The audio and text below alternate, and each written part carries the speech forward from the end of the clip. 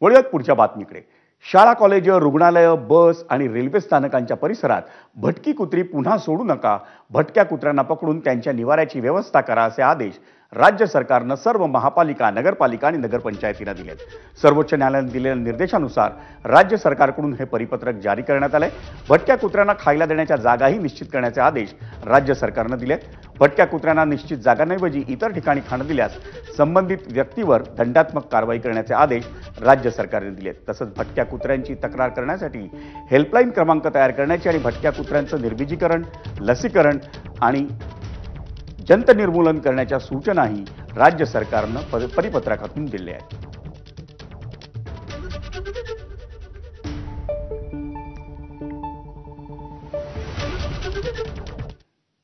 आणि आता बातमी एक